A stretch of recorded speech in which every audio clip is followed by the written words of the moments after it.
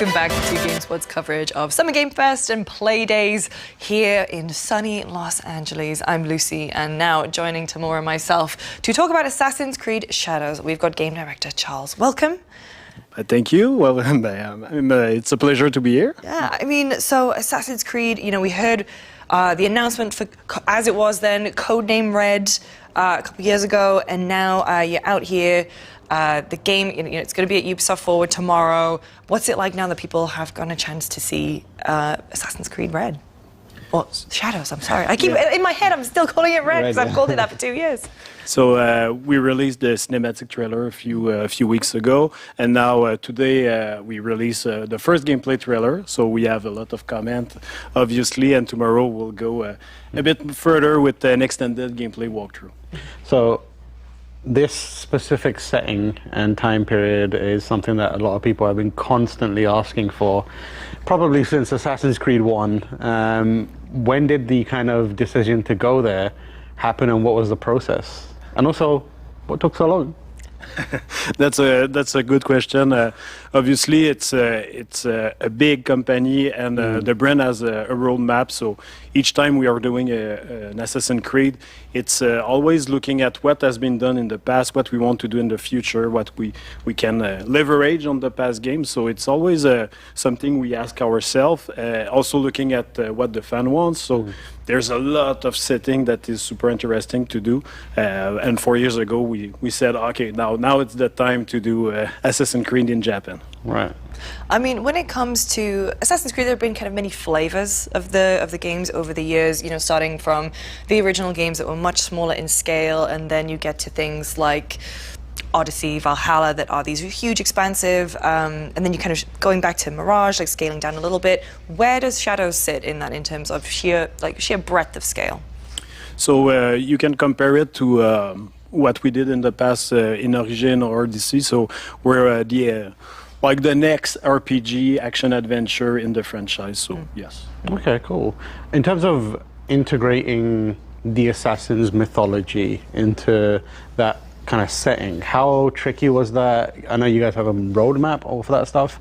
I'm sure it's planned to some degree, but it feels like the Assassin's mythos and lore has been building to the point where it feels to someone like me impossible to just make it work in so many different scenarios. So what's it been like, and what was the approach to making that happen in Shadows? Well, I will be careful to not spoil anything, because we and also the people watching would be very upset. But first, we with Assassin's Creed Shadow, we're really pushing the fantasy of the samurai and the shinobi first. So that's the story we're telling, with Naoe being a shinobi, Iniga and Yasuke arriving in Japan. So it's more this story that we're telling, and of course there is secret and mystery that you will learn. We already revealed that Naoe has an hidden blade, so for sure there is some lore that will be unfold and that you will understand, but I will stop there. Yeah. And I mean, obviously, I was back in like Syndicate with the dual protagonists, which I really loved because you know, both of them had, you know, embodied different parts of what makes an assassin, and you know, it's now back again in Shadows. What was the process like when you were creating these two characters to lead this game?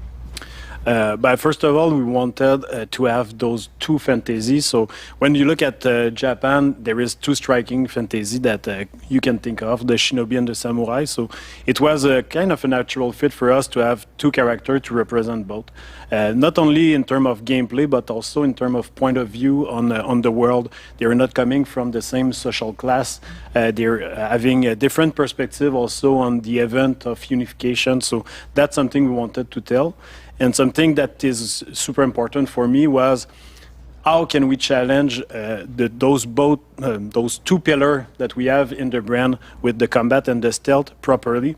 So when you get caught in your stealth infiltration, at some point before you can just go and fight, but now you need to think a bit more like taking the risk of fighting or maybe going back in stealth. So that was interesting for us too.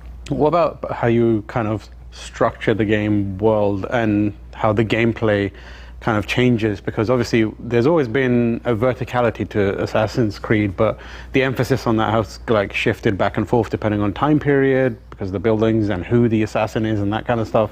It feels like this is a game where between Shinobi and Samurai, that verticality is more important than anything else. So what was the process to going back to or enhancing that element of it, and then also making sure that your character is able to utilize that in a way that's satisfying?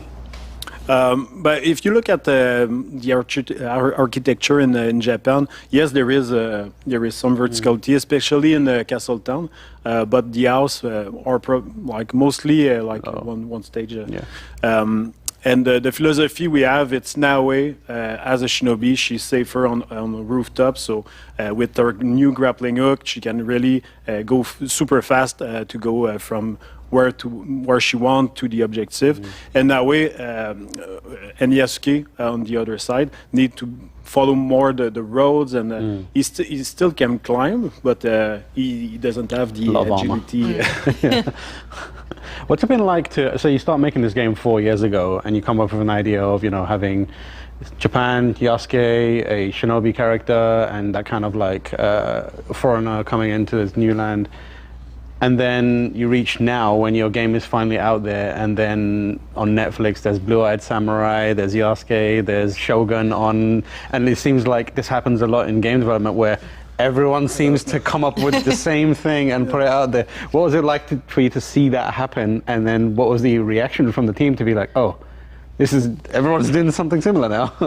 Yeah, no, that's always funny. When you start something, it takes so long to have the final product. Even in terms of gameplay, you think you have this super unique idea, and sometimes you see it somewhere else. But what is super interesting for us, seeing all those different media coming and be on the market and see the interest of people on feudal Japan, it's something great for us. Also, we know that there is an interest and still growing, so that's perfect. Yeah. When it comes to, I mean, obviously the core of Assassin's Creed games is assassinating these key figures. How are you switching things up in Shadows? Because typically, I mean, Assassin's Creed games across the years have tried lots of different things, like the black box missions and even like the mercenaries who are coming after you and you've got to take them out. So what's new in Shadows? So yes, like you said, assassination is kind of, I think, the funniest thing to do, like finding the target, hunting the target, and finally when you get the target, the infiltration of it's pretty cool. It's kind of the core of the game to find those targets.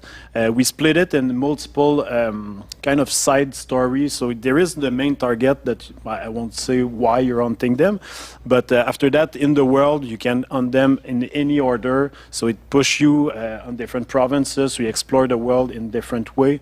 And with our dynamic system, it makes each target a bit unique. So you can hunt one in winter that I did in summer. So it's always a bit different. So how else is seasons going to change the game? Because you've got seasons. Yes, the season, we use it in two ways. So sometime at the beginning, we switch the season just to emphasize the passage of time, so it's easier for the player to understand what happened. But once the open world is like open, we put it on a clock. So as the day pass, we kind of register how much you played, and we switch seasons, so you can see the world changing as you play. How would you kind of describe, or is there any kind of like uniqueness to the combat between, because we saw the trailer during the Xbox press conference, and there's a moment where you see like Naoe like running around, and Yasuke, I think there's a scene, unless I imagined it, where he like front kicks a dude right through a bunch of stuff. Yeah. And so from my mind it looks like, oh, one's a brute style, like heavy enforcement style, whereas the other one's like the sneaky stuff. Is that a fair assessment? And like what kind of is the push and pull between that to make sure that people have the freedom to pick what they want to do, but also are doing enough of each to experience it and see the intricacies of it? There is a bit more subtlety than that. For sure, Yasuke, given his stature and his strength and the weapon we give, He's a lot more like brute force combat character, but the combat is really weapon based. So each character have their own weapon. They don't share weapon. And each weapon have their own skill tree, so you can progress as you want with the weapon you prefer. And during fight, you can always have two weapons and switch between both. And they have different strengths and weaknesses, so it's like you choose what's the best at the moment you're fighting.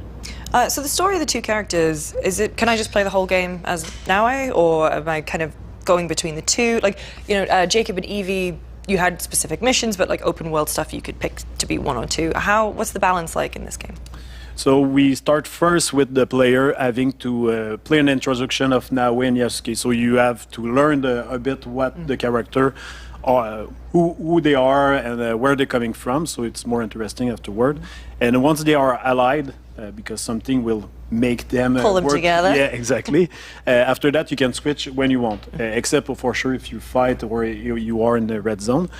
So you can do most of the game with one character, the one you prefer. Both have also a personal story that fit with Naue or Yasuke. So if you want extra content with them, it's specific content about them. And some quests, when it makes sense, we force some character, but most of the content you can choose. One of the things that always fascinates me is how games set in Japan approach language. And Shogun, for example, is a series where they're speaking, is it Dutch? Portuguese. Portuguese, but in the world, but to us, we hear it as English. What's the kind of approach for this game, given that you have a Japanese character and you also have a character who's presumably speaking a different language? What was the kind of creative decision making, and also like the realities of how you want the player to experience it and not have that roadblock? Well, but we approach it more like the other AC, where everything that is important gameplay-wise, it's in the language you want. We support many language, and if you want like the more authentic feeling, you can switch to Japanese language. Of course, the environment will speak Japanese when it's not gameplay critical, and we have some shift like. The Portuguese were there at the beginning, so we put them like they speak Portuguese just to understand that differentiation with Portuguese and Japanese. Okay, gotcha. I was going to ask, is there going to be a Japanese equivalent to Requiescat in Pace? Yeah. Which is the iconic, Ezio phrase. That's a good question. I want to know that too. That's a good question, but if I answer, I will a bit spoil what is the story of You'll get a hidden blade in the back. Yeah. Wonderful. Because no, I will stop there. No. You can tell us after we're not live. I mean, one question I had. So, I mean, in Valhalla, you had this the village, and you would bring characters to it, and then over time it would upgrade and stuff. Is there any kind of equivalent, like an assassin's hideout or something, like a kind of a home base, or is the whole game just going to be traversal, exploring in Japan? So yeah, the hideout, how we called it, it's kind of your base. So you're building a league. So once Naue and Yasuke allied, they go after like pretty bad guys, and they need people to help them. So you can build your hideout. It's tied to your progression. You can also see your friends there, but we're pushing it way more with the customization. We have other beats that will explain more what you can do, but I can tell that it's not something we did before. Interesting. Yeah, that sounds interesting. What's the kind of scale of the game beyond kind of the area that we've seen? Because we've had different approaches to it, as Lucy mentioned, and a big part of these new RPG experiences is the land outside of the the core cities and that kind of stuff. Japan is like really interesting in that respect, but also there's the potential to just kind of have large stretches of nothing. So how do you approach that? Is it a case of you're sticking to like the breadth, or is it you're focusing on depth this time? It's always a balance, the map we chose, it's to have the main beat, the story we want to tell. So we're telling a story around Oda Nobunaga and the unification. So we have the key place where he has been So like Kyoto, Osaka, and those places. And one thing to really represent Japan, when we went to Japan and we look at the big mountains and the space between the different village and also the size of those castle towns that are super big, we changed the scale ratio to make sure that the footprint is really there and you feel immersed. So it's always to find this balance of exploration and authenticity in your world. Right. Obviously, Assassin's Creed in the past has touched on the fantastical myths and legends, and obviously there's incredible folklore and their own myths and legends out of Japan. Are we going to get to experience any of that? Is it going to get into that more spiritualist realm, or is it a very grounded story? So we chose the grounded approach. We felt that shinobi and samurai are kind of mythical just by them, by their fantasy. If you think about those movies, they are heroes, they are special, there is mystery around them. So we keep it grounded for now. I cannot say for the future. Of course, we in Quest we approach some legend and things like that without going crossing the line of what's real and what's not real. I'd love to know what kind of, we talked about this earlier, like, you know, a lot of stuff happening in the same kind of thematic and genre. What did you look to for inspiration? You mentioned going to Japan, so obviously the country itself is the biggest inspiration, but in terms of taking that, interpreting it into a video game, a different medium, what did you look to try and make sure that you're authentic, but also you have unique ideas that helps distinguish it from everyone else? But for sure, we always start with what is real, what is historical. So on day one, we have an historian with us that help to pinpoint what's interesting about Japan, and it kind of tie to the story we want to tell. We have a lot of experts also that help us to validate everything we found. We have a team also in Japan, in Tokyo and Osaka, that help us to validate to go further and make sure that we're historic and authentic, but at the same time we're still doing like an historical fiction. So we're taking what's best. Are we going to be hearing anything more about, because Shadows is going to be part of Assassin's Creed Infinity? Are we going to be hearing any more about how that's all going to fit together and work soon? Yeah, Infinity is the code name of something that will be more talk in the future. So it's the first beat of Infinity. So it's something that will grow over time. So we're starting with a starting point with Assassin's Creed Shadow, and each opus will evolve. But that's what I can tell for now. Right.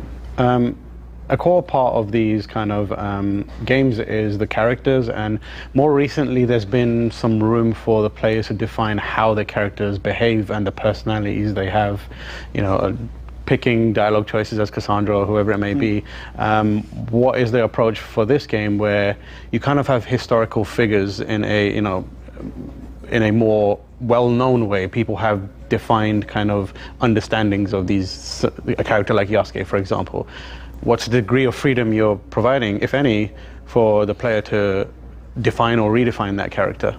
So we still have a choice for role-playing with Naoe and Yasuke, and a choice that will affect some part of the story also. What's great with Yasuke, we know few things about him. So we know his past, we know where he meet Oda and like he's raised in the society, but afterward we don't have much information, so we can fill the blank, and it's pretty great for the role-playing choice. One thing that I really like with the role-playing with two characters, often they are at the same place and you can bounce like the choice. You can choose, should I answer with Yasuke or with Naoe? So that's an interesting way to approach definitely, yeah. That's really interesting. A kind of follow-up with that is, like, in doing that, how cognizant are you of, it's going to sound weird, but like a lot of people learn their history from these games. Like, that's been a core part of the Assassin's Creed franchise, to the point where, you know, Ubisoft has leaned into it and put out basically like libraries of information on it. How cognizant are you of the fact that you are kind of fictionalizing the history of a character, but also there's kind of a small element of a responsibility that, you know, someone might see something here and think that it's a real thing, so we need to be careful. Yeah, but I would say the main historical event that we feature in our game are what happened. So Right. if you leave the unification of Japan, I will prevent myself to say too much about that. But the thing for sure, it's key beats of historical things. We're pretty on par with what happened, and we have our story that intertwined with real history. So I would say it will feel. How can I say that? It will feel more your own story and the story of Assassin compared to just the historicity. But also we have the codex element, so each time we have something really historic, we have all registered in the menu that you can read afterward and learn what's real and what's not about our game and our choice. Awesome. I'm excited to do that. I've spent way too much time reading those codex, so yeah, exciting. Well, Charles, thank you so much for joining us. Obviously, the game will be at Ubisoft Forward tomorrow. Is there anything you can tease? But I can tease, if you like what you saw today with the game trailer, we're showing more, and it's pretty exciting for us to show that. Awesome. Wonderful. Well, thank you so much again. Thank you. And make sure you don't go anywhere. We've got more great games from Summer Game Fest and Playdays coming right up.